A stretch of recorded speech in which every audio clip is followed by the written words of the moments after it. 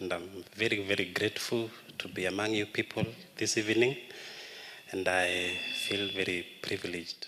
Yeah. So I also want to notice or also pay special thanks to Jeremiah. I'm here through his connection. He also happened to be one of my patients a while back, and for the short period I've known the man, I would tell that he's such a great man. And finally tonight, I know why. Because for him to be such a great man, a man of his stature, he must belong to such a tribe, okay? Where men come together and try to be better men, not just for themselves, but for their families, for their careers, for their children, and most importantly, for God. Because for men, the society stands on our shoulders, okay? Our families are as good as we are. Where we work, people look up for us.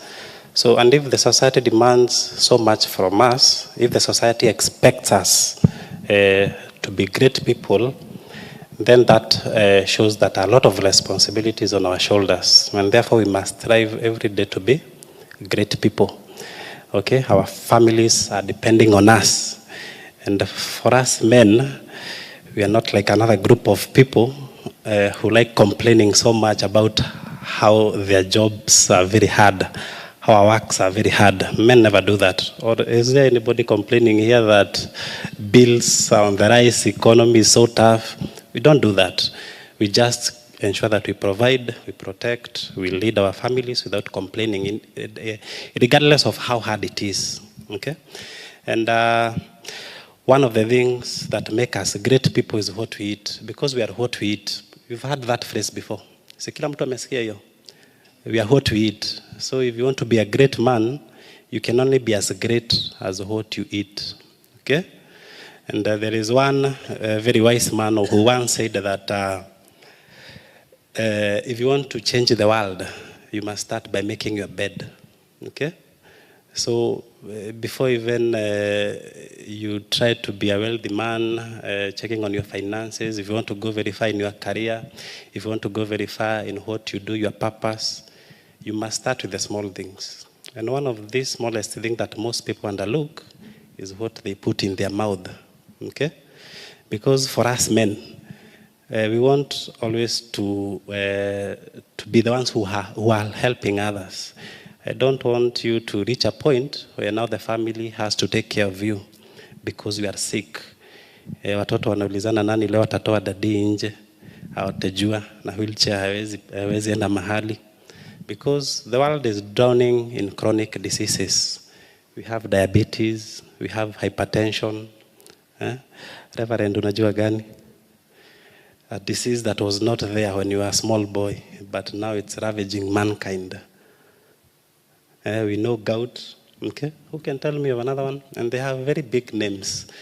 If you go back to where everybody comes from, we actually don't have their names. For example, Makikuyu, something like diabetes, we do not have a name for diabetes. Ama kuna mtu hapa kwenye ametoka wako na jina ya diabetes.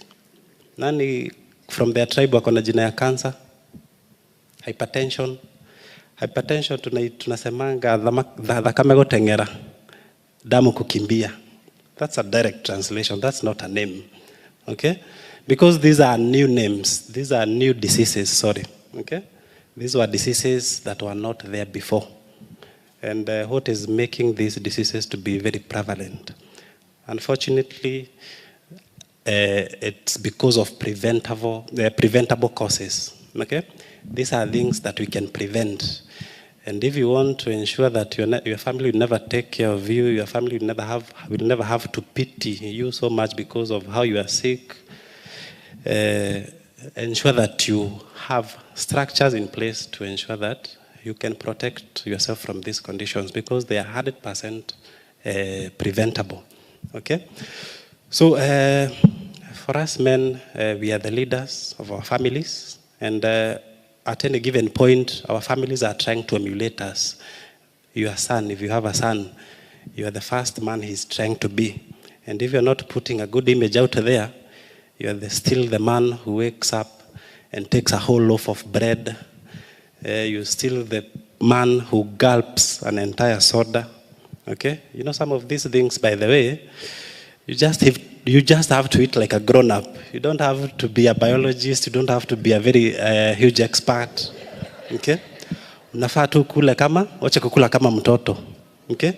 Because why would you be having a sweet in your mouth? Okay? You shouldn't be remembering the last time you took a sweet. Okay? Sweetie, you shouldn't be remembering the last time you took flavored yogurt. When the last time you took something like ice cream. Kuna watu wanakula ice cream hapa, wanaume. Kwanza kuna wengine wako na flavors. Mimi flavor yangu inakuanga strawberry. Mingine yake ni vanilla. It's a shame. Okay? Let's not do this. These are foods that we shouldn't be eating because these are the same foods that are driving disease. These are the same foods that are driving obesity. Let's look at our stomachs. Where do we have tummies? Where would you have a tummy? Ati ukikaa chini hapa ni kama kuna kataya kame kako ndani ya fulana and your buttons are screaming for help as they are trying to hold it together. And you all know the dangers of being obese. You all know the dangers of having a pot belly. Ama, you've not read that up. It's no longer a debate. Every scientific study that comes out always pointing to the same thing. The larger your stomach, the lesser your lifespan. You will die earlier if you have a tummy. Because I will not lie to you. That's what science is telling us. Okay? So that's a scientific fact, okay? It's no longer debatable. So let's lose those tummies because we are getting them because of things that shouldn't be in our mouths to begin with. So. And I'll tell you how. Of course, I'm not here to judge you. I'm here to help you. All right? So any questions that you may be having, or maybe umejaribu kuilose haiendi mahali, that's why I'm here. Okay? Yeah, so we have, for example, I also want to give another analogy. Imagine you are given a car, okay? And you are told that this will be only car for the rest of your life. There's no second car, okay? Ungechagua gani, Jeremiah?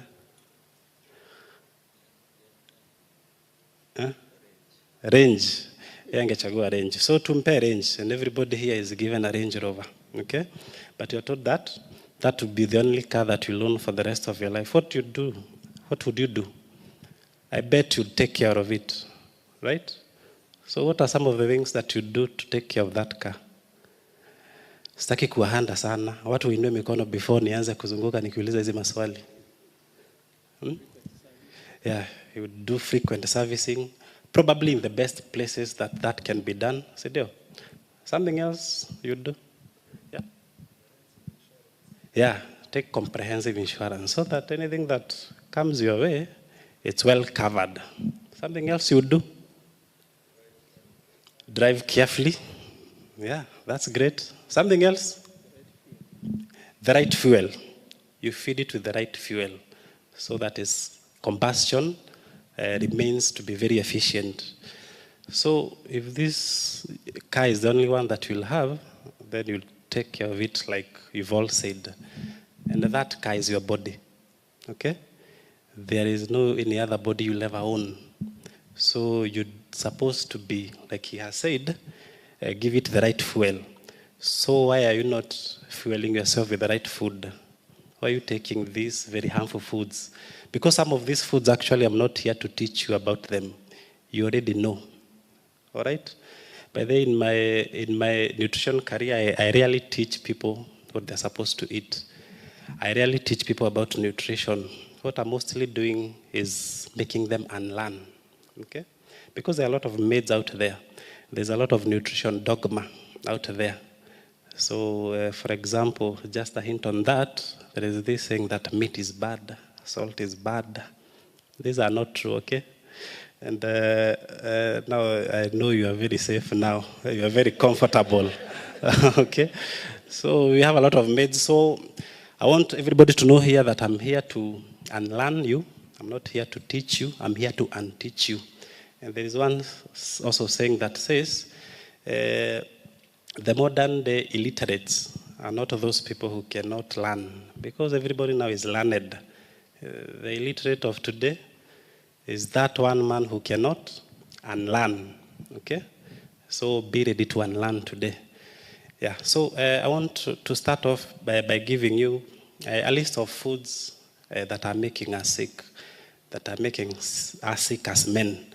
And if you are taking these foods, they're probably the reasons why you always have mental fog. They're the same reason probably why you don't have a very good energy levels through the day. They're the same problems where you have a tummy that never seems to go anywhere. They're the same problems that you have struggles with sleep. Because we've said, you are what you eat.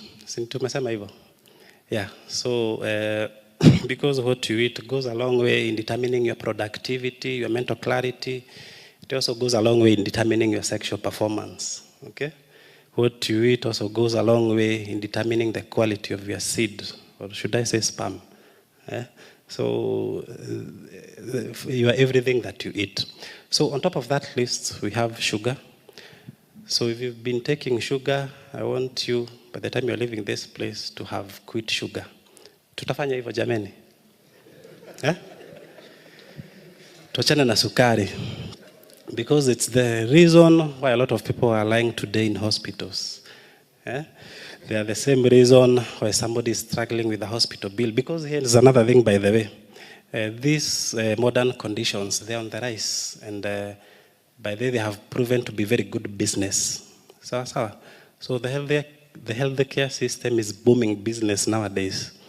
And the money is up for grabs. That's why you have hospitals opening at every corner, left, right, and center, trying to make your health a commodity.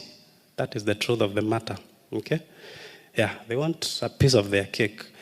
And if you do not eat food, what you eat are products, because nowadays people don't eat food anymore, they eat products. They forever remain to be slaves of the system. They will remain to be slaves of the healthcare system that is always looking forward to take the most out of it before they can finally let you go. Because most people are struggling with chronic diseases, and by the way, some of these diseases are reversible. Because you know where the money is. The money is not in healthy people. Nobody is pocketing huge loads of cash when you are healthy. Nobody is also making money when you are dead. Nobody. Where is the money? The money is in the sick people who have been convinced that they have a chronic disease and their hands are tied, they cannot do anything, okay? So before you let this person go, you can milk a lot of money from them. So on top of that list, we have sugar. How many of us are still taking sugar? How many of us took sugar today? Yeah, quite a lot of you. So I hope next time I'm coming here, nobody will raise a hand because we won't be having any person, okay? So we have sugar, and sugar is not just that powder you put on your tea or coffee. Literally nowadays, sugar is everywhere, okay? By the way, the least source of sugar today is that one yenye tunaongeza kwa chai ama kwa kahawa. Because some people come to the clinic and I ask them, do you still take sugar? And the answer is no. But asubuhi akikula breakfast, alikunywa chai haina sukari, lakini together with that chai kulikuwa na mkate. There was honey somewhere, kulikuwa na mandazi, kulikuwa na chapati, kulikuwa na biscuits. Ama hizo si sukari pia. So literally most of the packaged foods that we have, most of the foods that we have will have tons of sugar. And if you are still consuming these foods, hauna right ya kusema umeacha sukari. Sawa. Yeah. So you can think of something like honey. We also have another funny group of people who switch from table sugar to honey and think they have escaped sugar. Honey is still sugar. Ama sugar ni nini? Sugar is glucose. We are learned, right? And that structure of glucose never changes. Whether it's in honey, whether it's in soda, whether it's in beer, whatever the source, glucose will always be glucose. Sawa sawa. So sugar is also in juices. Why as a man would you be taking a juice?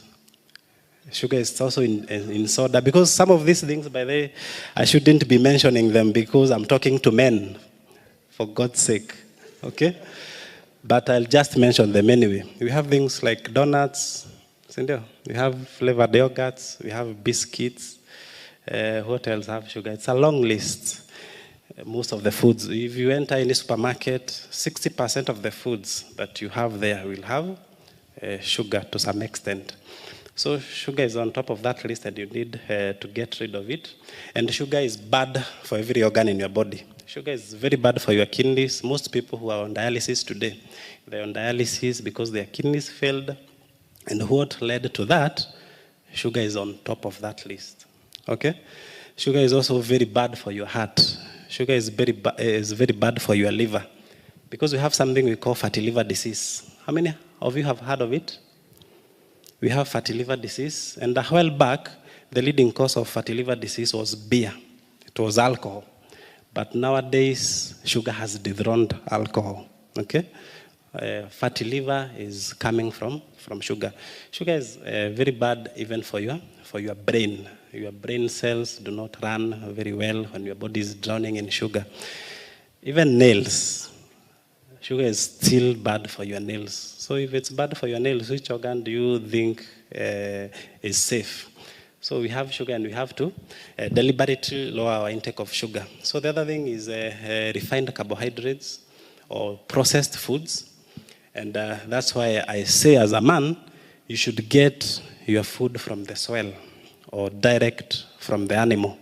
And if the food that you are consuming has, or the food that you are consuming needs a certain industrial process to create, then that thing is not very healthy for you because it will contain a lot of added ingredients that are very harmful to you. Some of which have been proven to be carcinogenic, some of which are really inflammatory. I don't know why the government still allows some of these ingredients to be in our foods. Yeah, and for example, we have an ingredient we call MSG. MSG means monosodium glutamate. So this ingredient, utaipata, for example, I don't want to mention brands, but iko kwa Royco. Okay? So we have these inorganic spices that our wives like using. Okay? MSG will be there in very huge amounts. Okay? So we also have this MSG in things like KFC, the fried chicken. It will also be very high in things like sodas, things like crisps. Should I be mentioning crisps? Crisps.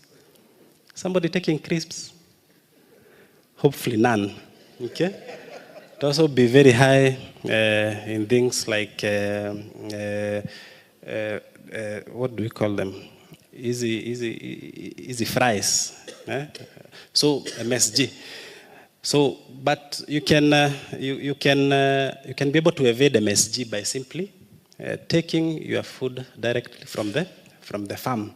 So use what God is giving you, not what the industries and factories are giving you. So on top of that list, you also have milk, pasteurized milk. And we are told that this is low-fat milk, fat that has been skimmed because fat is bad. We'll come to that in a few, about the maids. But don't do that. Get your hands on real milk, direct from the cow. And if you can do that, you're better off without that milk because it's doing you more harm than good. Because actually, as men, I believe, what would be a better substitute for us would be something like a bone soup. Unajua wanaume kitambo used to take bone soup. And maybe that's why our forefathers were very strong. But nowadays, we are taking these low-grade pasteurized milk versions, and they're very harmful for us. So those are the processed foods. And then we also have seed oils. So seed oils are also referred to as vegetable oil. So tunatumia mafuta gani kupika kwetu? Somebody to tell me the oil that they're using in their homes. French fry? Huh? Yeah, fresh fry, yeah. Another one? That's a seed oil, and hiyo unafaa uache. Elianto. Another one? Rina. Sunflower. Kuna mwingine aliniambia yeye anatumianga yenye iko na offer. So whatever that is, if he enters into a supermarket and that certain brand is on offer, that's what they'll use. Yeah, good. Tumpigie makofi. He uses a very good oil, extra virgin olive oil. Okay, so that's quite good. But here are the oils that you should be using from today. So we have extra virgin olive oil, like he said. We have coconut oil. We have the animal fat. We have the examples of tallow, that is from beef. We have lard, that is from pork. We have also milks that are from dairy. So we have ghee. Okay. And these are, by the way, things that you can make for yourself. That's what our forefathers used to do. You don't need a factory to produce that for you. It's something that can be made back at home. They can be homemade. Okay? Because the idea here is to avoid foods that you're being given by the factories. So we have butter from milk, and we also have ghee. And did I mention coconut oil? So these are the oils that you should be using. Anything else that I didn't list, stay away from it. Okay? It's affecting your cardiovascular system. It's affecting your sexual performance. Because hapo najua mnataka kusikia sana nini ina affect. But these are some of the things that are affecting significantly. So I didn't mention canola oil. So there is this marketing that canola oil is very good for us. It's not. Okay? We also have sunflower oil, also not very good for us. So avoid all the oils that we have not mentioned. So we also have a certain list of unhealthy foods that are specifically very bad for us as men. Okay? So we have something like soy. And by the way, we also have soybean oil. And some people use that for cooking. So soy goes a long way in disrupting your hormones. And there is this male hormone we refer to as testosterone. So whenever you take soy products, soybean, soya, in whichever form you take soy, as a man, it goes on and disrupts your testosterone, okay, and lowers your testosterone levels. So we also have something like beer. So should I be mentioning beer, by the way? Beer. Because beer is one of the unhealthiest things that was ever invented for men, okay? Because beer is highly estrogenic. So today we have a lot of men walking around with man boobs, breasts. We have some men who need bras, I guess. We also have a lot of men walking around with hips, okay?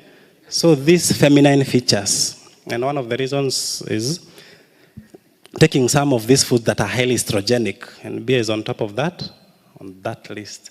So sijui ama niwapatie substitutes, because ideally you should avoid alcohol, okay? Ama I should have given you substitutes.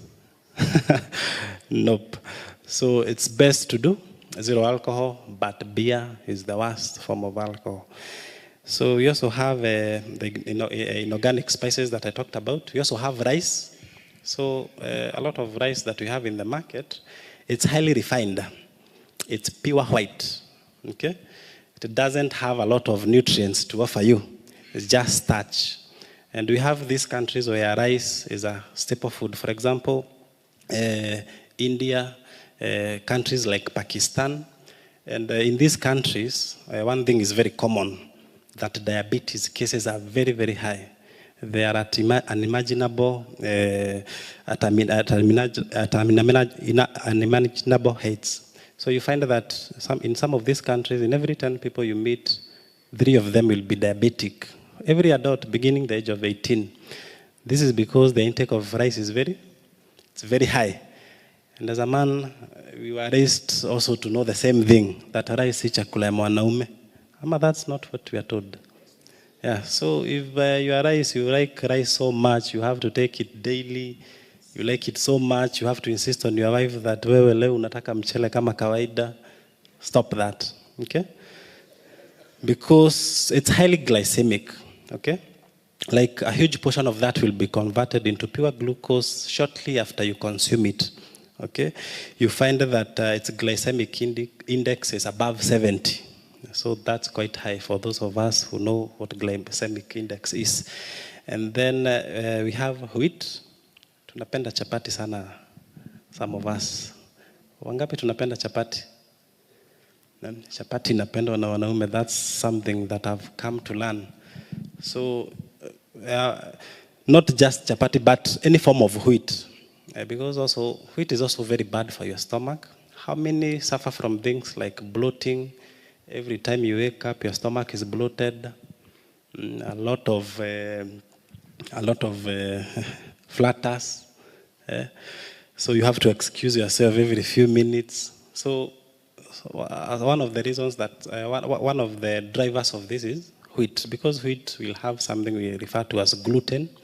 You cannot digest gluten. You cannot be able to tolerate gluten really well. So you have a lot of inflammation from that. So we have also now foods that we can consume as men that will help us, and some of the things that we can do to make us better men, so that we can become strong men. And some of these foods, they might not be very pocket friendly, but just like how you do everything else, you don't complain, you just provide. So I want you to have the same mentality. Just provide, because that's what a man does. So we have something like meat. So meat is very healthy for you as a man. And the reason why meat has been vilified, the reason why meat has been condemned, it's because of the amount of saturated fat it has. So we've been told that meat increases the levels of cholesterol, which is not the truth, because cholesterol is very, very important. Your testosterone, the hormone that makes you a man, it's built by cholesterol. So if there's something that would increase it, I'd actually advise you take more of it, if anything. But by simply taking meat, your cholesterol will not go up. Sawa sawa? Because ukikunywa maziwa, damu yako huwa ina turn white. Ukikula chakula moto, your body temperature huwa inapanda. Huwa inapanda. Ukikula chakula baridi, body temperature huwa inashuka. Your body just has a way of regulating everything, ensuring that everything stays within the normal ranges. And therefore, it doesn't depend on how much cholesterol you are eating. Your body will just maintain it at the normal level. If it's elevated, something else is a problem. And the problem, by the way, is inflammation. So you see, with inflammation causes damage to your blood vessels. And one of the functions of cholesterol is to come and do the repairs. So when it is doing those repairs, we have the formation of a blood clot, a very small blood clot, okay? So with the time, the clot might be very huge, especially if the inflammation is ongoing, because you are not reducing your sugar intake, you're not reducing your starch intake, you're not reducing your intake of vegetable oil.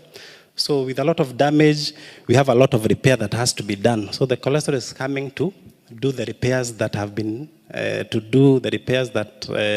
from the damages that have been done from all the foods that we've been listed. So when you take more meat, it won't affect your cholesterol if inflammation is not high. And it won't be high because we are not taking the foods that we've just said we stop consuming. So meat.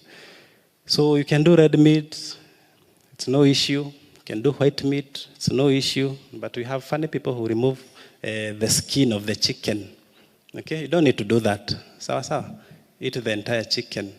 And the same case goes for eggs. So let's eat eggs. Na kuna watu wanasema ati wakule zile za broiler. Ati hizi zingine ziko na nguvu sana. Mbona hutaki kula kitu iko na nguvu? Yeah, so take that. And there are also another group of people who go for those lean cuts. Anaambia mtu wa butchery mimi sitaki ile nono. So a while back in human history, tulikuwa tunapatia Mungu offering. Tulikuwa tunampelekea live animals, isn't it? Alikuwa anataka gani? Ile nono ama alikuwa anakuambia mimi nipe ile haina mafuta? Yeah, so let's go for those fatty cuts. Sawa sawa? Yeah, ndio usiongeze mafuta ingine, jipike tu na mafuta yake. I told you I'm here to make you unlearn. You remember that? So please be ready to unlearn. So we also have liver. When was the last time you took liver? Liver, somebody back there has said Saturday. Mm-hmm.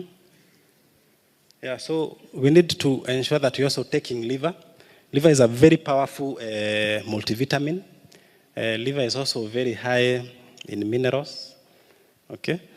So instead of taking those useless multivitamins, you're better off with taking liver. Okay? And you can see it in a matter of weeks, in a very short period, you can even feel for yourself that something has changed in you. Okay? So we have liver. We also have organic vegetables. So let's go for those traditional vegetables. So we have the kienyeji. For example, tuko na ile inaitwa morenda. Inaitwa morenda. Tuko na zile pumpkin leaves. What do you call them in your language? Huh? Hizo. The chicken pea leaves tunaziita kunde. Mnaziita aje in your local language? Kunde. Yeah. So these are some of the things we should increase their consumption of. They're very high in iron, they're very high in magnesium, they're very high in zinc, selenium, and we'll get a lot of help from that. And then the other thing is roots. So because we were raised on roots, some of you are raised on roots, the likes of arrowroots, sweet potatoes, cassava. So you think they are poor quality foods. And now you want to raise your children differently. So you do not feed them these foods. That is very wrong for you as a man. These foods were once very healthy for us. So you'd rather have them take bread in the morning and not an arrowroot. How wrong would you be? There's nothing further from the truth. Okay? So let's go back to the roots. Sawa sawa. Let's take arrowroots. Let's take sweet potatoes. Let's take cassava. Let's take yams. When was the last time you took a yam? You cannot remember. So let's go to some of these things and replace them and put them in instead of things like rice. So instead of taking that rice, why don't you take something like a sweet potato in its place? In the morning, instead of taking bread, why don't you take cassava in its place? And you'll be very healthy. You will lose weight effortlessly. Okay? So we have that. So the other thing don't have to do with the foods, but have to do with the lifestyle. So we have something like exercise, physical activity. So imagine there was a pill, and this pill is very effective. This pill, when you take it, it guarantees strength, it guarantees good mood, it guarantees a long life. It guarantees a body free of body aches and pains and sores. It will be revolutionary, right? And that pill exists. And that is exercise. But unfortunately, it does not come in a pill form. It's not as easy as just swallowing the pill. You actually have to do some work here now. Okay? So when was the last time you did a push-up? How many push-ups can you still do? Unaweza fanya how many push-ups? 10. That's very good. How many push-ups can you do? 20. That's very good. How many pull-ups can we do? Pull-ups, how many can you do? When was the... Nitaambia sasa watu wafanye push-ups. We need to confirm some of these statistics. When was the last time you sprinted? Sprinting is running at your full speed. Can you remember the last time you sprinted? Running at full speed. Wakati wa maandamano ulikimbizwa.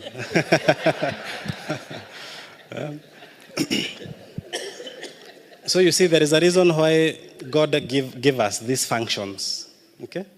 There's a reason why our bodies can run. There is a reason why you can pull your body. There's a reason why your body can sit up. And if for long you do not do those functions, you lose the ability to do them. And with the time, your body wastes away. Because I want you to be men who at their old age, they can be playing with their grandkids. Okay? I want you to be, when you are 80, in your 80s, you can carry your grandchildren up the stairs. Because what is waiting for you, if you are sedentary, if you are physically inactive, they'll be riding your wheelchair. Watakuwa wanakutoa nje uende wote jua pale nje. Which one would you rather have? Because you see, at old age, this is now when you'll be sitting back and be enjoying your life's work. But you'll be very busy treating this immobility. You'll be limited by your immobility. You'll be limited by your body not being able to do some of these things. So don't lose that function. Ensure you exercise. Lift weights, do cardio, do aerobics, do Zumba dances. Hatujui hizi ni nini, si ndio? Hopefully we know, but do those things because your muscles, your bones depends on them. So the other thing is fasting. You need fasting. One of the most powerful therapeutic tools is fasting. But you know why your doctor will never prescribe it to you? Because nobody earns when you fast. But if he was to prescribe a pill, and he prescribed for a lot of people, a lot of money is made. Sawa. But now when you fast, can anybody be able to monetize fasting? But if you fasted, you'll have zero chances of ever suffering something like type 2 diabetes. Your joints would never have issues. Vitu kama rheumatoid arthritis, things like gout, you wouldn't have them. Zero chances of ever having them.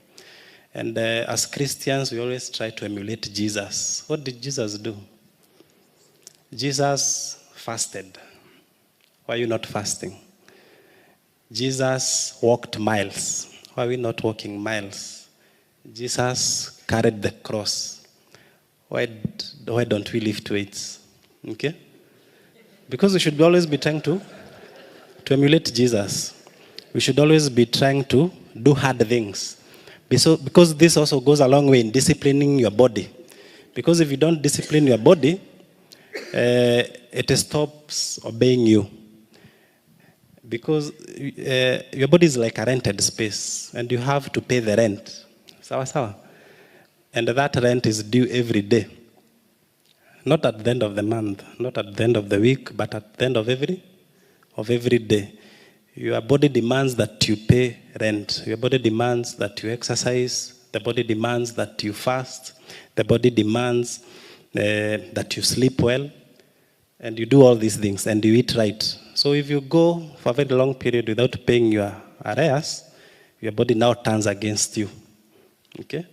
You are coming down with all sorts of pains, with all sorts of failures, and all that. So let's do fasting. And I see most people failing with the fasting because they fast for too long, too soon. Probably you've gone to somewhere like TikTok, Facebook, and somebody there has been fasting for several days, 48 hours, 36 hours, and you want to try that tomorrow. Okay? You will be dizzy, you will collapse, tutakuokota chini. Okay? You will have very bad things to say about fasting.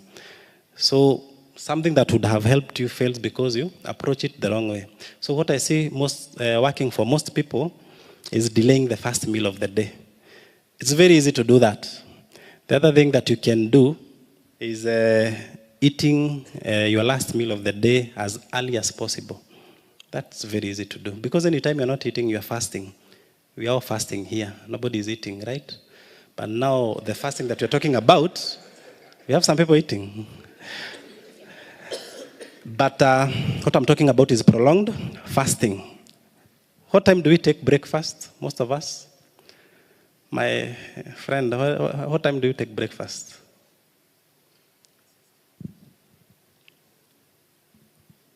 At 8 a.m., eh?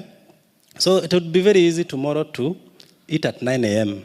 Would you even notice? The other day that follows, you can take that meal at 9:30, at 10. And a whole month down the line, it's very easy for you to skip breakfast. Maybe you can skip it every other day. Maybe you can skip it 3 days in a week. That would be very easy. Maybe now 2 months down the line, you can also go the entire day without any food. And by 2027, when we are electing another government, you can go for a whole 36 hours without eating. Very easy, effortlessly. Okay? So have that gradual increase in the numbers of hours you are fasting. It will be very easy for you if you approach fasting in that manner. So secondly, I also said about eating the last meal of the day as early as possible. By the way, if you eat your food very late in the night, that food has no great purpose in your body. Okay? Most of it will just be stored away as fat. So the earlier you eat, the better. And by the way, when you eat when the sun is out, your body has an easier time processing that food. Your body has an easier time regulating the blood sugars compared to when you take your food very late in the night. And therefore, skip supper whenever you have a chance to. Skip dinner whenever you have a good chance to. So never miss such a great chance of putting in some fasting. Yeah, so next, I want us to look at some of the common myths revolving around nutrition. So we've already talked about meat and how we've been taught to believe that meat is bad. So meat is not bad, okay? So I've said the issue of cholesterol, it's never been an issue. We've also heard about gout, that meat is a leading cause of gout. It has never been the case, okay? Yeah, because these issues that have been blamed on meat, the actual cause is sugar. The actual cause is the processed foods, okay? So for example, gout. Gout is when you have very high uric acid. And this uric acid, literally, eats away your joints. And by the way, this uric acid, most of it's coming from sugar metabolism. Just cut out sugar. Just cut out the beer. Just cut out the sodas, the juices, and the gout will simply disappear. Otherwise, sidhani kuna Maasai angekuwa anatembea leo. Wote si wangekuwa na gout. Ukiangalia nyamanya wanakula. And even our forefathers, you know, the intake of meat has gone down. Right or wrong? Yeah, your great-great-grandfather had a very huge herd of goats, sheep, and huge herds of cows. Back then, his intake of meat was very high, but he never had a problem with his heart. He never had problems with his joints. He never had issues with things like diabetes. Actually, hakuwahi sikia jina kama hiyo mahali. So why are we suffering these things and blaming them on meat? We've eaten meat for as long as we've been on others, humans. Seta tukisoma, what were we saying? We were hunters and gatherers. We were hunters before we were gatherers. Okay? So we've eaten meat for very long, and we've never had issues. So these issues are very recent, and we cannot blame recent conditions on very traditional foods like meat. Okay? So I want you to unlearn that. So the other thing is salt is bad. You've heard that too. When did man start taking salt? Because hata kwa Bible imetajwa mara mingi sana, si ndio? Yeah, so our intake of salt has never been a problem. And salt is self-restrictive. Nobody is lying today in a hospital because they consumed too much salt. So imagine a person who consumes too much salt. How would that happen? Salt is self-restrictive. Like, for example, your tongue has taste buds that are very sensitive to salt. Like, by accident, if too much salt was poured on your food, would you eat that food? Itafika tu mahali usikie, siwezi kula anymore, isn't it? But let's say for whatever reason, you are a very weird person, you have overconsumed salt. Your body has a lot of functions for this salt. Your body has various mechanisms through which it can excrete the salt. Your kidneys can filter out salt. You urinate salt, isn't it? Have you ever tasted urine and felt the amount of salt it contains? Tears. Your tears are made of sweat. Have you ever tasted your tears? They're made of salt. What do you sweat? You sweat salt. Sawa sawa. So even if you consumed salt, your body would easily get rid of it. But guess what is very easy to overconsume? Sugar. How many sodas do people consume every day? How many slices of bread do people take every morning? You can easily overeat sugar. And everything that you've had out there that salt cost it, sugar cost it. Okay? So we have that. We also have the other thing that protein is bad for the kidneys.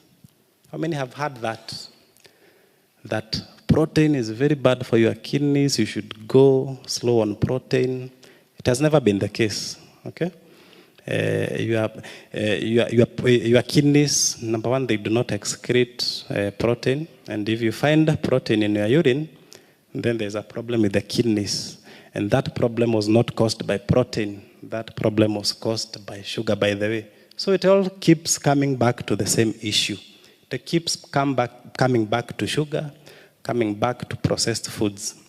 And therefore, that's why I started with that. That if we just were able to eliminate these foods, would be very healthy people.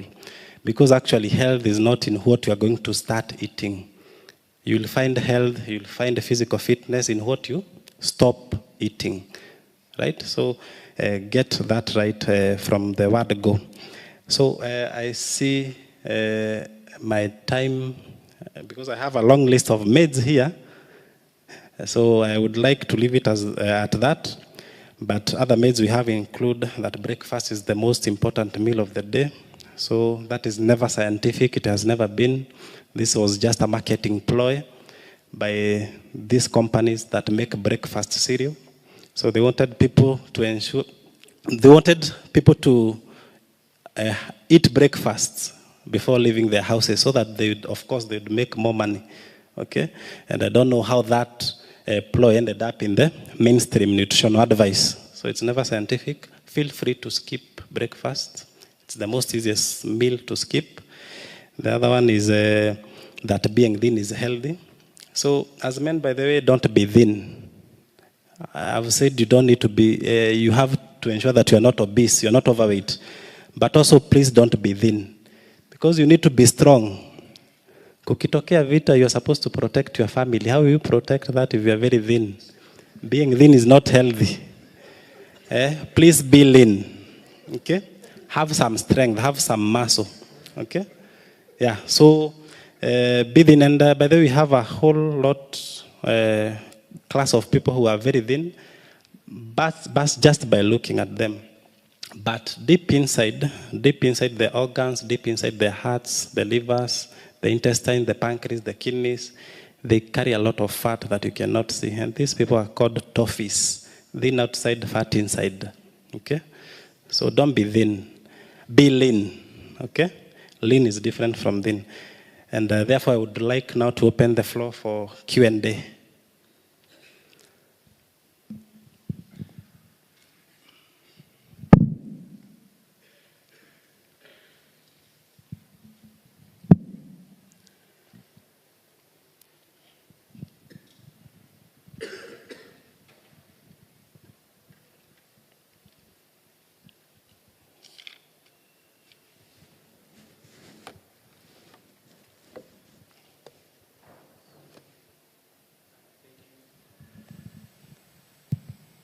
Thank you so much, our speaker of the day.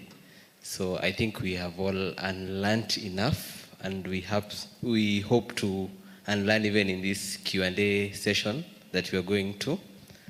So feel free to raise your hand if you have any question, and then our speaker will answer. Maybe I can start. I know most of us are waiting to ask. So my question is, I know you have said that taking a lot of glucose is not good, of which is found in processed foods, like you've said bread. So there's some time back I read somewhere that if you take a small portion of bread, or even bread, then you add with a little protein, maybe with boiled eggs, so it slows down the rate of digestion. Like you've said, there's something you've mentioned about glycemic, the release of glycemic to the blood. So it slows it down. So people are encouraged to take a little bread with maybe an additional protein, like egg. Is that okay? So that's my first question. Maybe we're going to have a set of 3 questions. So I'll usher in the first 3 people, then he'll answer, sorry. So the first one I see we have one there. Yes, good evening, Jason and fellow men. My name is Eric Munzia, and a member of this church. So you've spoken about foods to avoid, and sugar is high on the list. So does that mean that we need to stop eating fruits? Because again, that boils down to fructose. And my second question has got to do something with fasting. I'm one of those guys who's blessed to have the tie around the stomach. So I've been trying this fasting thing. Just have my breakfast and lunch, then I skip dinner. And I've been doing it for possibly about now 3 months. And I've actually lost about 6 to 7 kgs, but I'm just wondering what is the correct... thank you. So I'm just wondering, what is the correct duration of fasting? Is it? I've read in some places it's 12 hours. I've read in others it's 18 hours. So I'm wondering which is which, because I think I normally have my last meal at about 1 or 2. Then I normally do my breakfast as about 9 or 10. So I would just want to possibly learn about that. Thank you.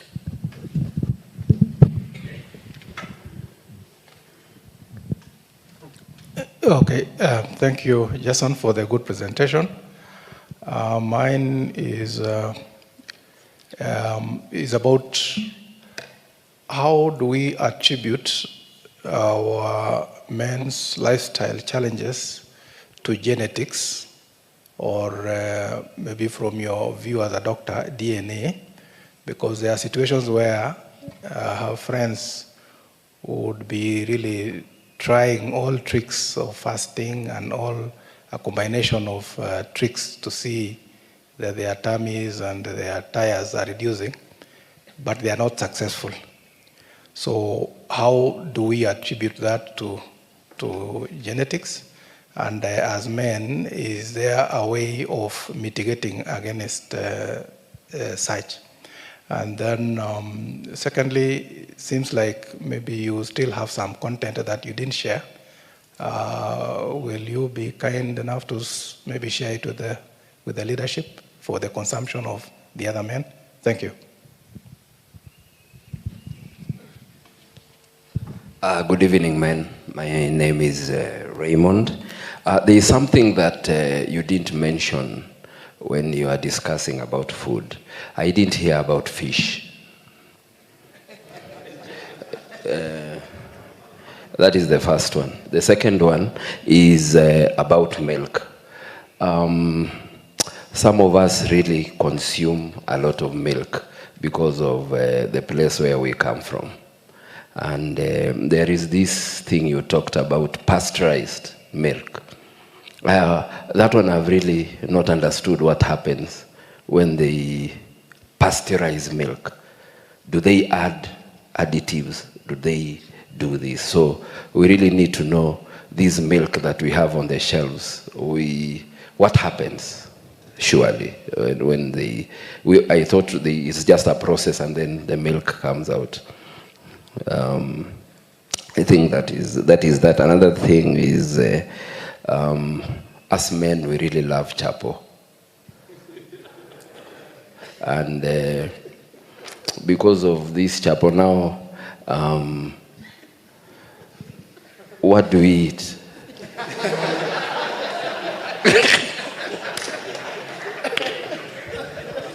Yeah, so thank you for those sets of questions. Maybe our speaker, you can answer the first set, and then after those questions, we'll have another round. Thank you. Allow me to first answer those questions, especially the really hot one. You have a lot of food at your disposal other than chapos, but of course, I'm not condemning chapatis entirely. I also eat them, okay? My wife is locked in and I'm very sure she can attest how much I love them, but it's just about self-control. Because again, you cannot be falling to the temptations of what your body needs, okay? Otherwise, you'll be doing a whole lot of bad things.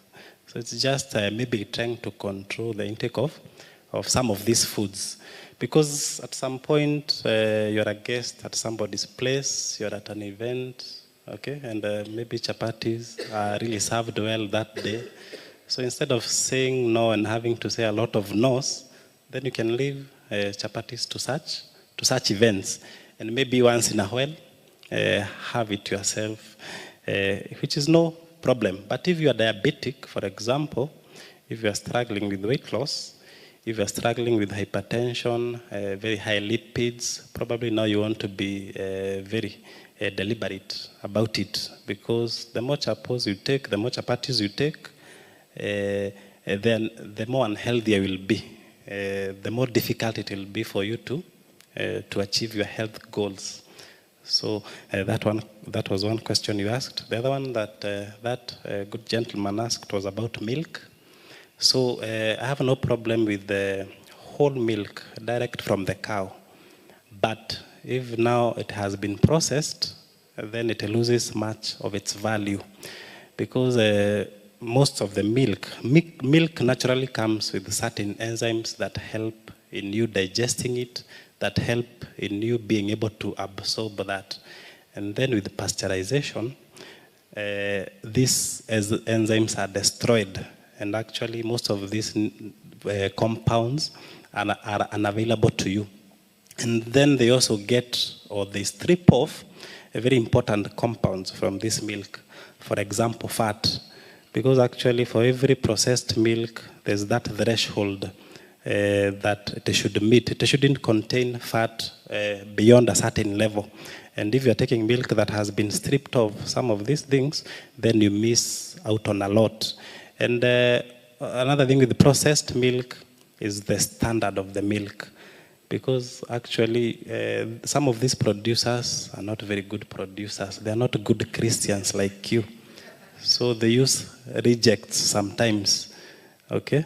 You can find that some milk that has gone bad, it only requires a very simple chemical, na itakuwa very fresh. And that is what you are feeding, that's what you are feeding your family. So you're better off without the processed milk. I hope I have answered that. So the other thing is fish.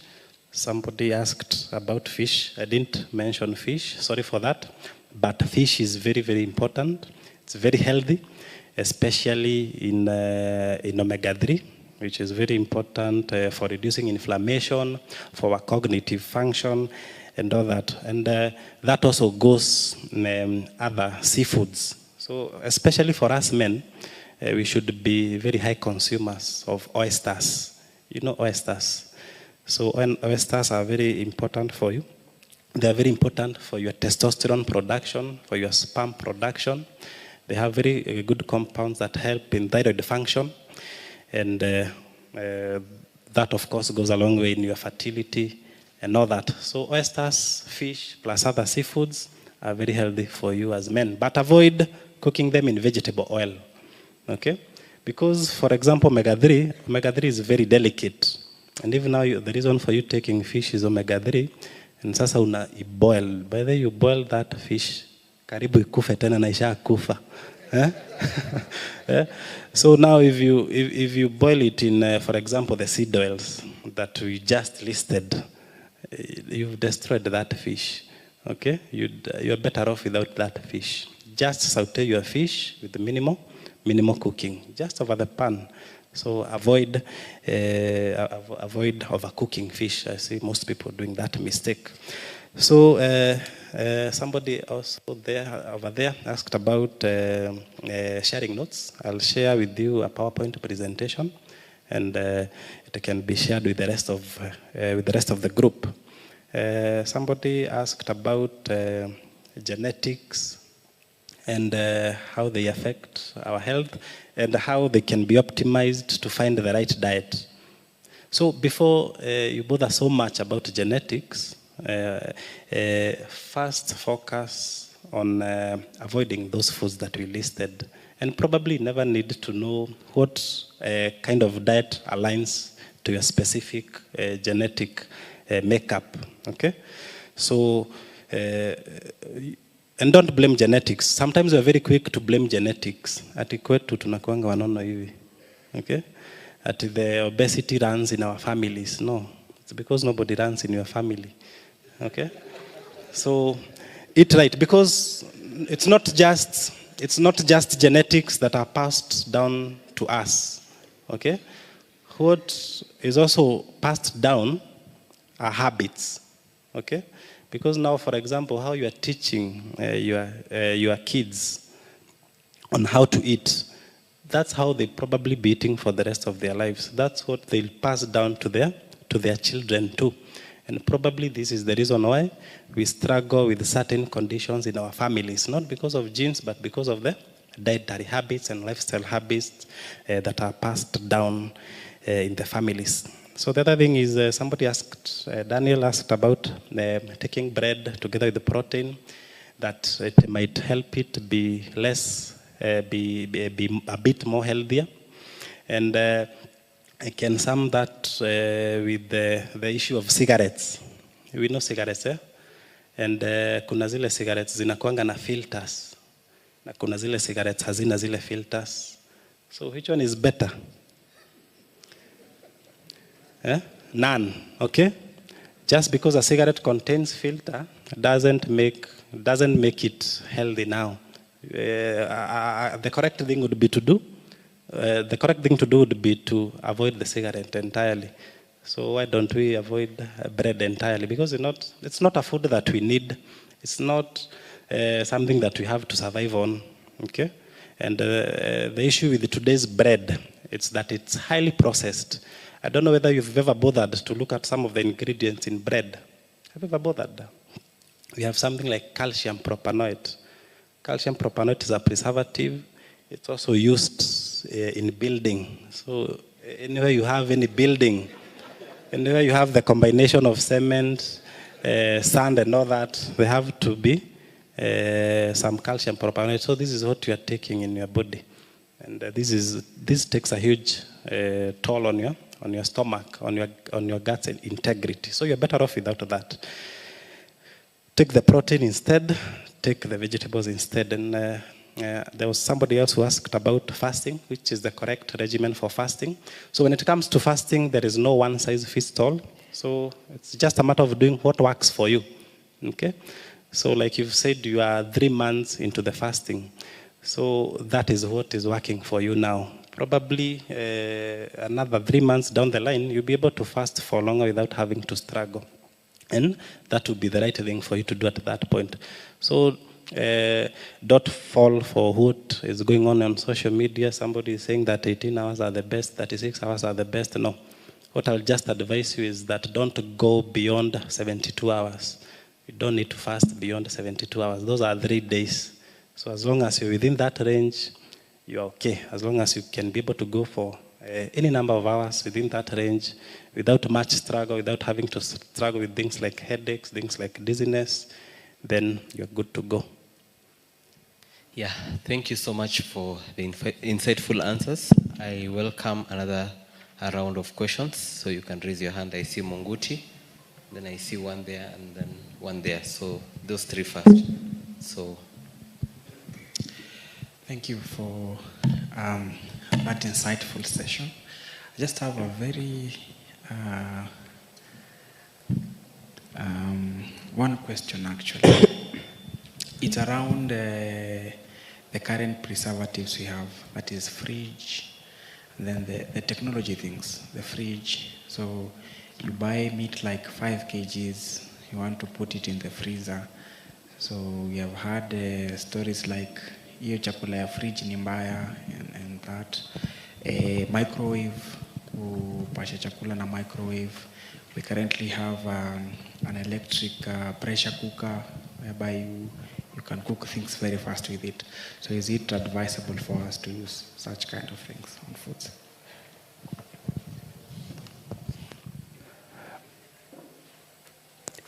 Good evening, men.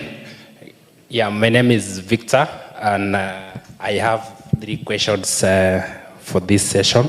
Yeah, number 1 is that I wanted to inquire why is it that when life is really tough, someone is slim, but now when things are becoming a bit better, you at least you increase in all dimensions.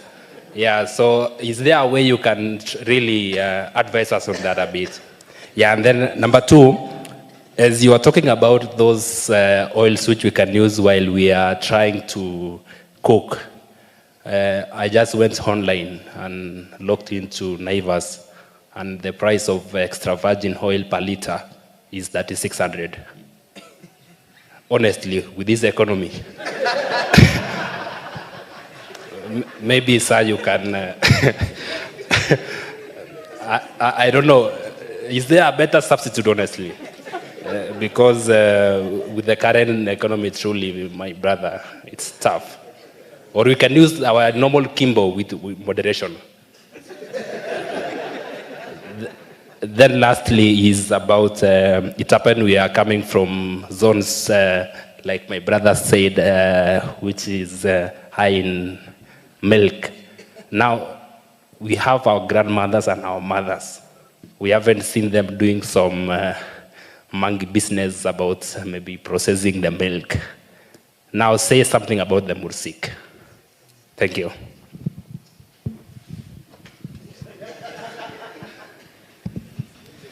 Thank you very much. My name is Shadrach Malel. Yeah, just I'm having 2 questions because one has already been asked. That is in regards to mursik. Please highlight that one because it's my favorite as well. The second one now is on the substitute for bread. There's a time I'd stopped taking bread and chapati and mandazi for breakfast. But then I went for that is nduma and maize. But I used to buy on the streets. But nowadays, I came to check something under the Daily Nation about foods that was boiled and then covered with polythene. And then it saw something like cancer. I ran away, went back to my bread again. Yes, so please highlight on those ones. Any food like this boiled maize and nduma, they cover with polythene bags. The other one, I think I'm almost forgetting. Yeah, there's another question. Let me think. I think I've forgotten. I'll still come and ask again. Yeah, thank you. Oh, it was about meat. KFC. You talked about we eat fish, we eat that is white meat. The other one for kuku. So for KFC, is it okay if we eat, and how often should we be eating? Thank you. Good question.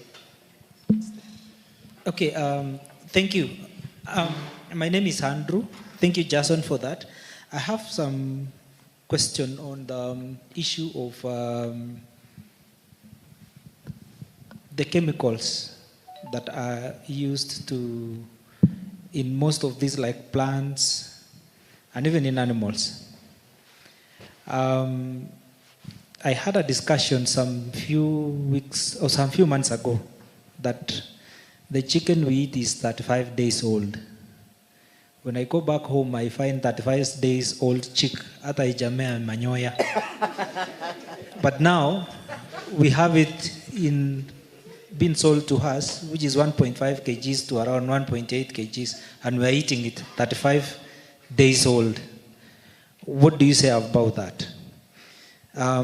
So what would be your advice in the chemicals that we eat? We run to these vegetables, we run to these, even the fruits that we are eating, but then they are full of chemicals.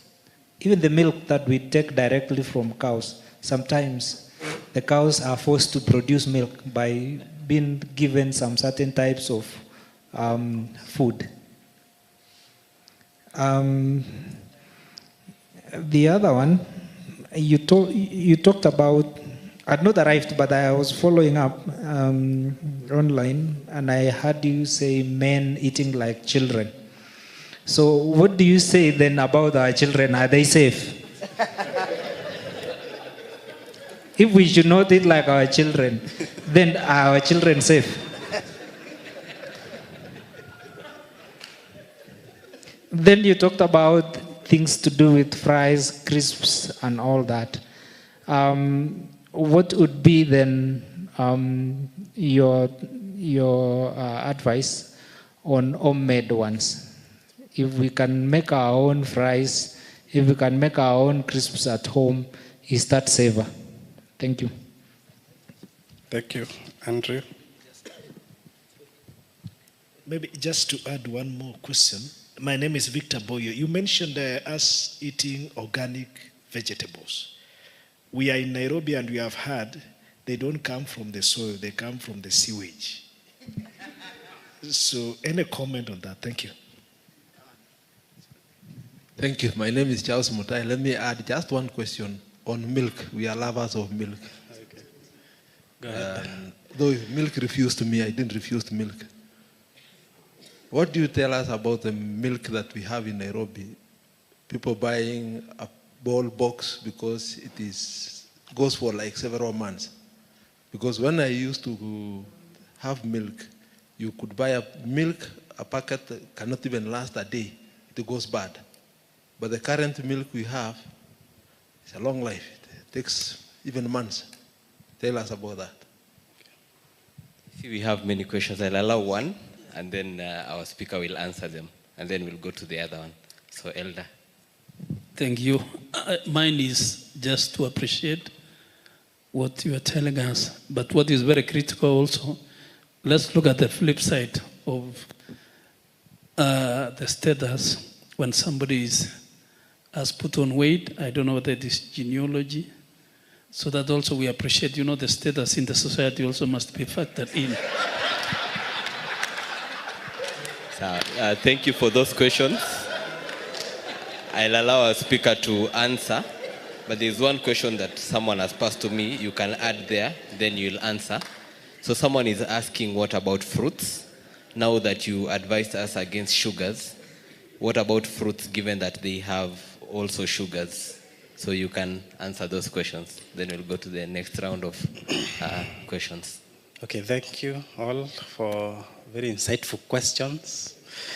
So I'll start with the case of fruits. So should we avoid fruits? And I answer that question by asking who is eating these fruits. Because if we are talking about somebody who is diabetic, somebody who is struggling with very high sugar levels, then they should avoid fruits. Because fruits are also sugar, okay?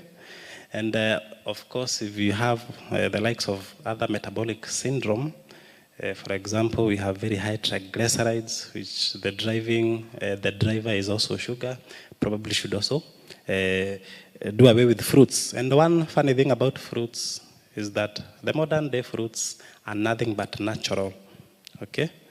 So fruits are very healthy. I believe that was the major food for Adam and Eve.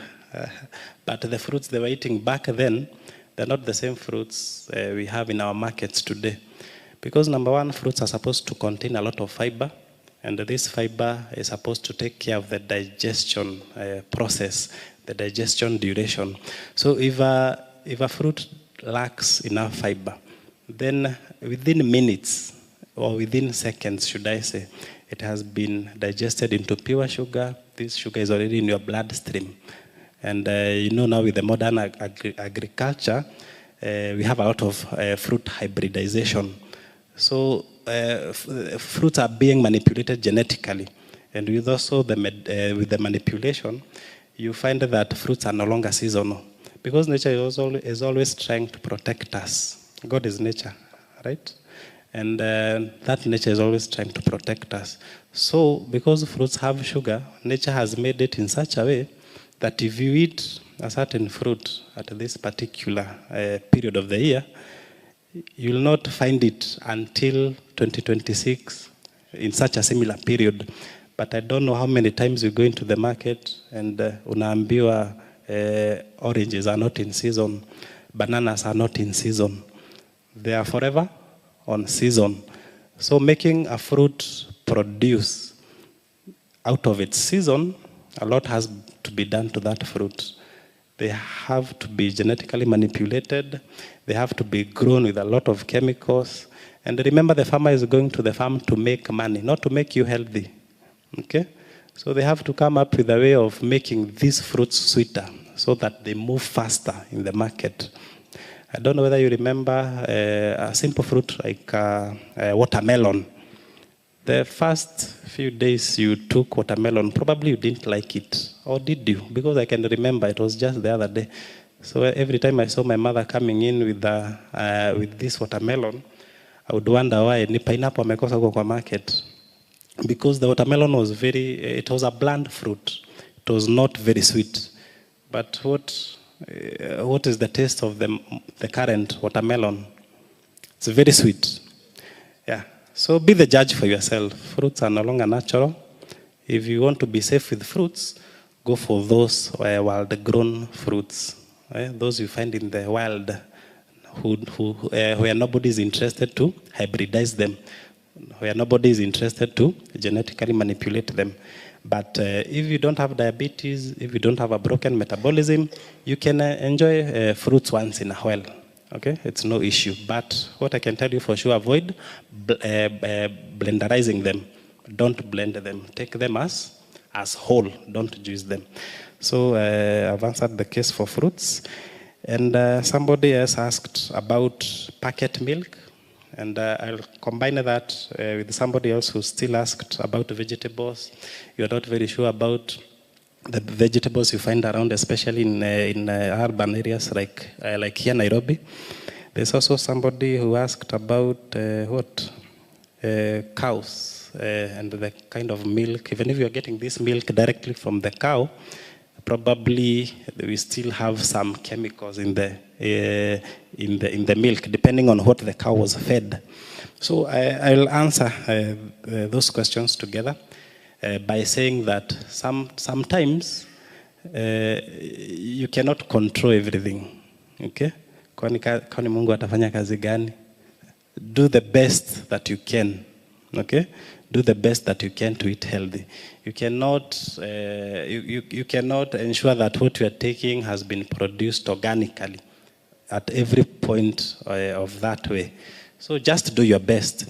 But there's somebody who asked about the likes of arrowroots and how they are covered in polythene bags. That is something that you can easily be able to bypass by cooking for yourself these foods. Because just like you cook any other food, so unaweza buy raw, you can just buy raw arrowroots, buy raw cassavas, raw all these foods, and cook for yourself. And you're able to easily escape that. So I believe I've answered that. And then Andrew asked about the modern chicken. I can also bring that in. Of course, there's a problem with that, and by the way, there has been a lot of concern revolving around the modern agriculture, especially the chicken. Chickens are getting heavier and heavier, and this is because of some of the chemicals, some of the hormones that they are injected with. So sometimes maybe it's also good to do some due diligence and know the source of the chicken that you are consuming. And always go for those free-range chickens. Si zile chickens zinafungiwa mahali and they are fed very lousy diets. Okay? And that's why I say sometimes you're better off with the meat, with red meat, sorry. Because you see, the red meat, it's from ruminant animals. Okay? These are animals that chew cuds. And they have very many compartments for their digestive system. So these foods, these animals are able to detoxify to a greater extent compared to non-ruminant animals, something like chicken. So something like chicken, the kind of food that it eats goes a long way in also ending up in or just messing up the quality of their flesh. So you're better off with something like red meat, which can detoxify some of these contents from their flesh. So the other question that Andrew asked was the children's safety. So I said that amfai kukula kama watoto. Okay, so that was on a light note. It's not that children are safe. They suffer the same consequence. But maybe fortunately for them, they still have more time. They still have more time to turn around their health. They still have a lot of time to change the arc of their health span. But you've reached a point where you cannot take so much. You cannot afford so much. Your body cannot outrun some of these foods. And therefore, you stand at a disadvantage compared to your children. But I didn't mean that your children is okay for them to take some of these lousy foods, because they're always trying to copy you. By the way, what your children are taking, it's what you're providing for them. Okay? And if they, for example, they're suffering with obesity. I've seen very huge boys, I've seen very huge girls. But if you have a problem with the girls, they are reaching puberty before their time because of the diet, the kind of diets that we are giving them. And I believe we should take the blame. Okay? If you have an unhealthy kid, an obese kid, you're the one who should be blamed, because how did this kid access that bad food? You're the one who provided the access. So let's also ensure that we are really deliberate on what our children take. So another question was about fries, and whether if they're homemade, they're okay. I would say they're okay, especially if they're cooked in the oils that we talked about.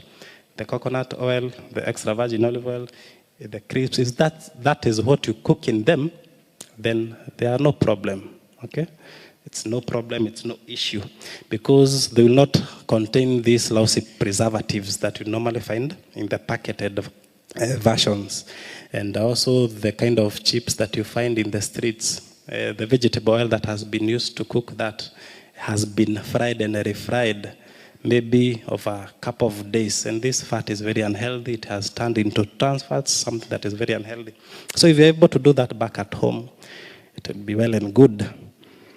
So I will go to the question that was asked by a man over there who asked about the expense of good food. And his major concern was whether you can sustain some of these foods over this economy, especially something like extra virgin olive oil, which is quite expensive. I've also seen the price. And I'll say that health is expensive.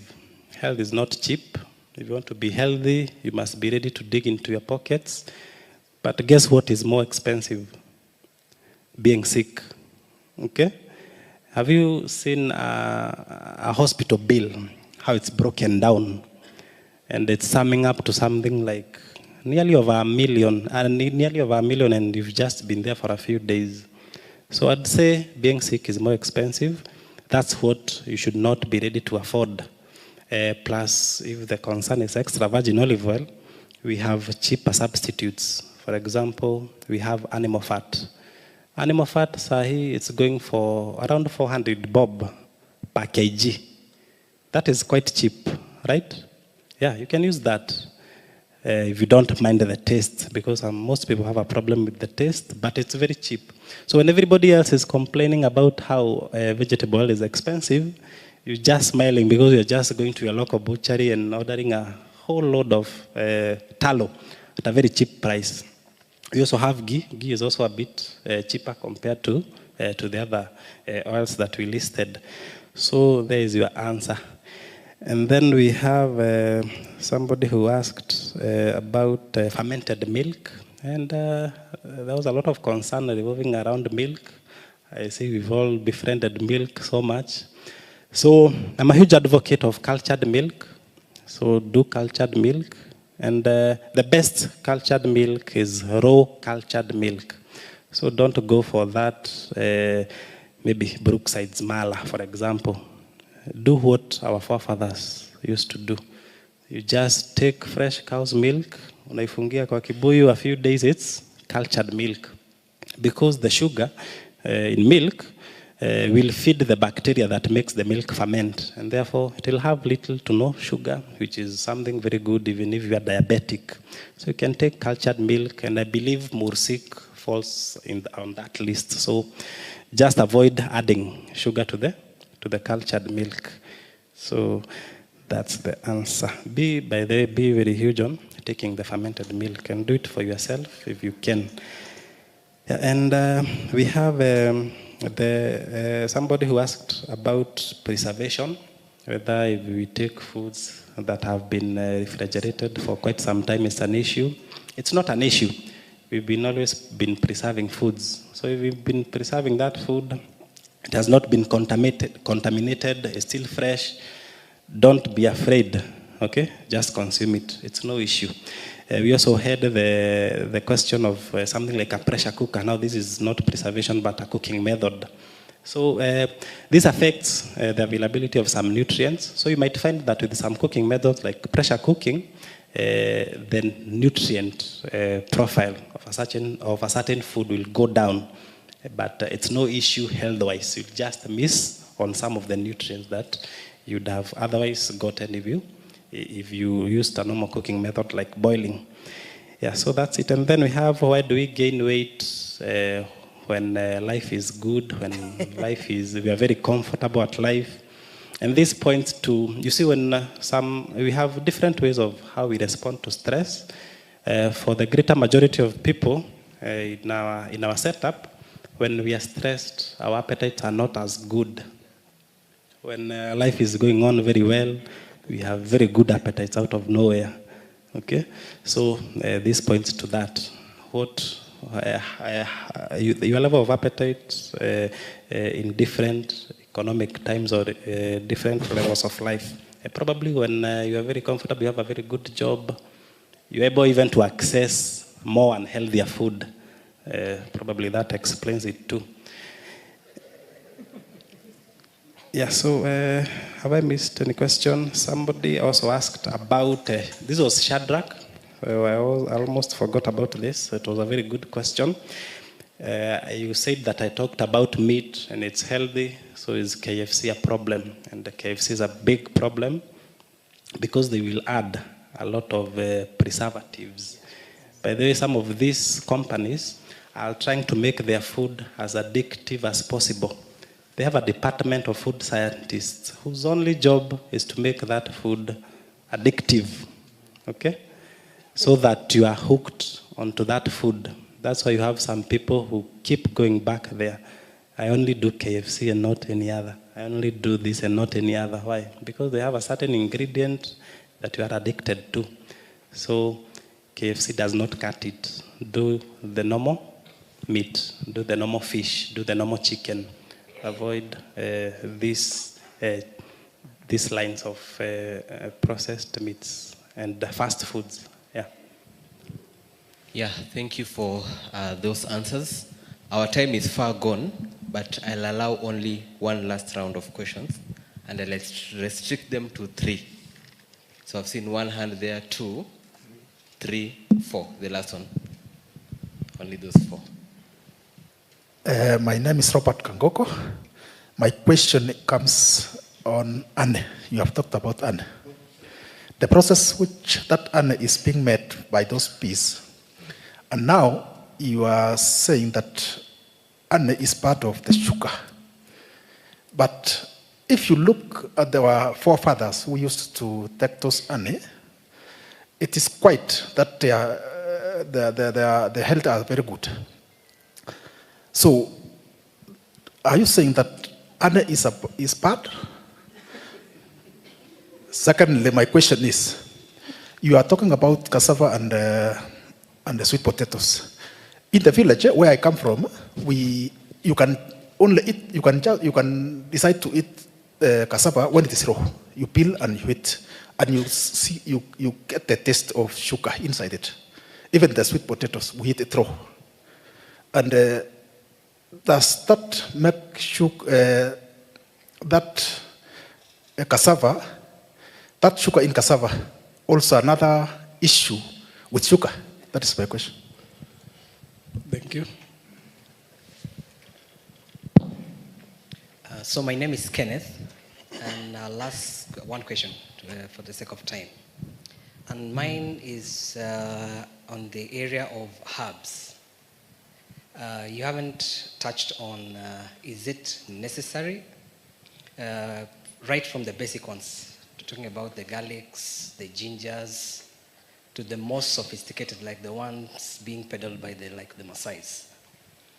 Because they usually say that the Maasais, after eating lots of meat, the secret is they go in the evening, they take lots of herbs, which aids in the digestion. Is it a myth? Is there some truth in it? Also tied to that, nowadays we see a lot of fruit and vegetable vendors selling a lot of, you want to cleanse all manner of advocacy to just promote this type of fruits. Are there facts around this? Or is it something you recommend, and in what portions? Also, lastly, still in the area of herbs, we have in the raw form, also we have the refined ones or the processed ones. What is your take? Is there any differentiation, and is there any effect? If which one would you recommend? Thank you. Praise God. I'm John Kaloki. Mine is just a concern, not so a question.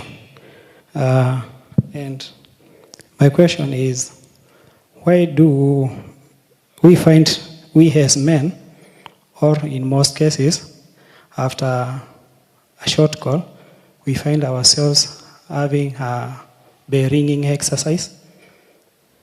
Is it a weakness, or is it a kind of a behavior we learn, or a character? Come again, Karaoke, I didn't get that last part. It's a question, or I'll frame it not concerning today's education. Why do we men find in most cases we find ourselves bell ringing after a short call? Or is it a character, or is it something we taught ourselves to? Thank you.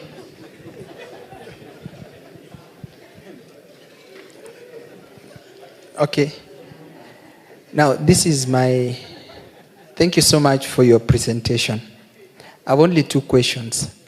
Number one, Dida said, and I don't know if it is true, you only eat when you're angry. Number two, where do you put water? Because I get disturbed. When I'm in the city, I drink a lot of water. But when I go to the village, drinking the natural water, I don't drink a lot of water.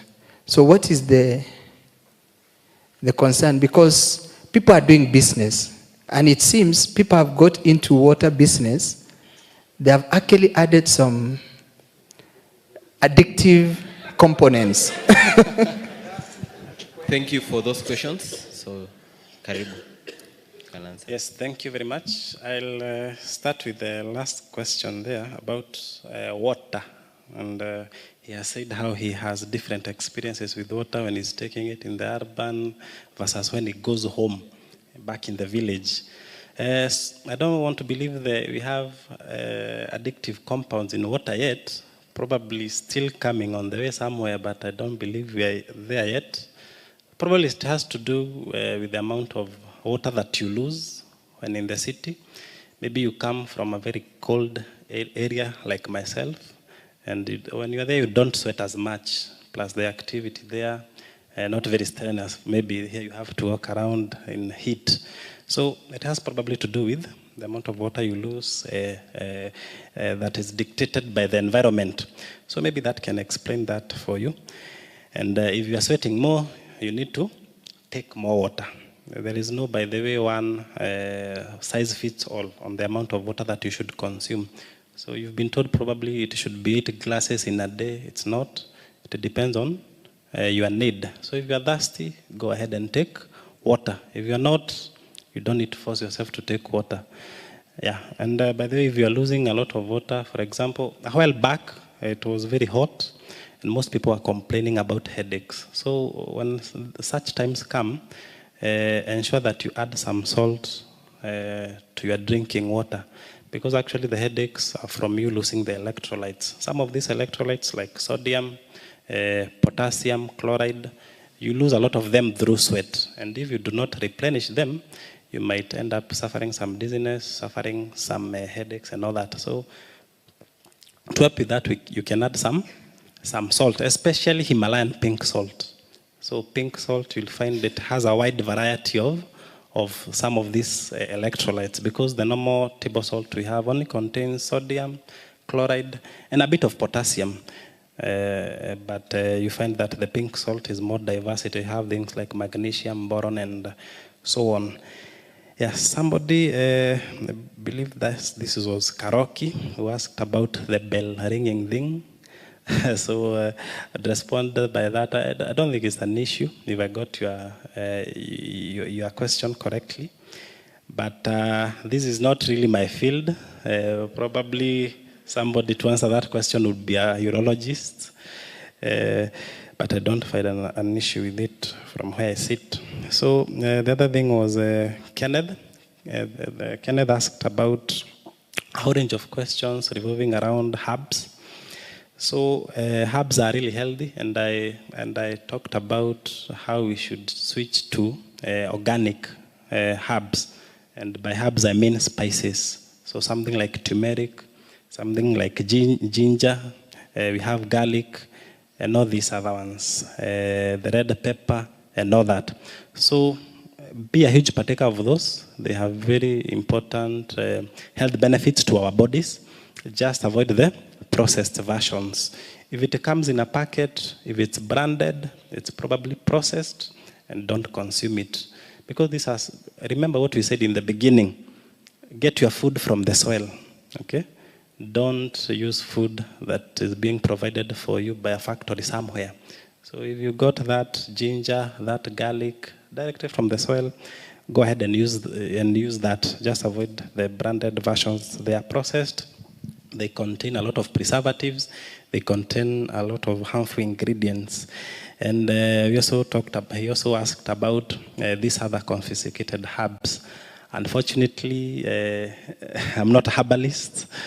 I have no much knowledge about some of these herbs, something like moringa and the versions that Maasai use, because the problem with those herbs is that we do not have a lot of scientific proof around them, because what I've said is something that is backed by data.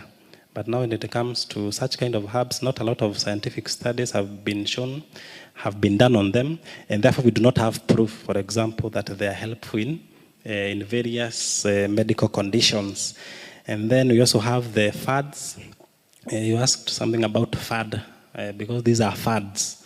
Fads are just popular things that you hear around.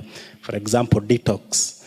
So people have a very bad habit of eating very badly over the weekend, and then now come Monday, they're eating these concoctions or drinking these concoctions to detox. Okay? Now the same people wanakunywa hii dawa. You know the dawa? Yeah? Thinking that all is forgiven. So it doesn't work like that. So don't fall. You just lose your money. Okay? You cannot detox. There's no detox formula somewhere. So you detox by by fasting. Fasting can really help with the detoxing. And then now, you have to allow your body go through the whole process. And the liver will do it for you. Your kidneys will do it for you to filter out any unwanted products in your body. So you do not need that detox per se. And then we have somebody who asked about honey. Honey, our forefathers used to use a lot of honey, right? And that went together with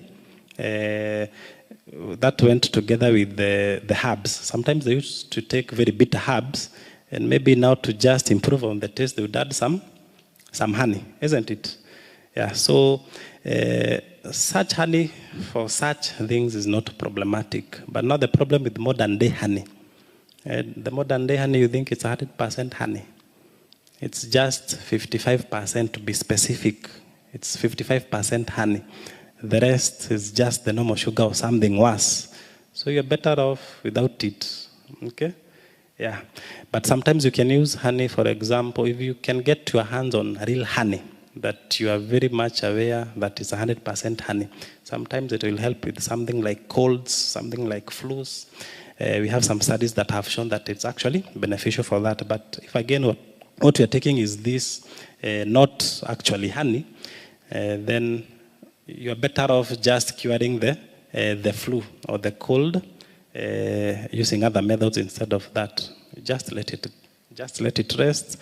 You'll be good in no time. Yeah. So I believe you're done with the questions.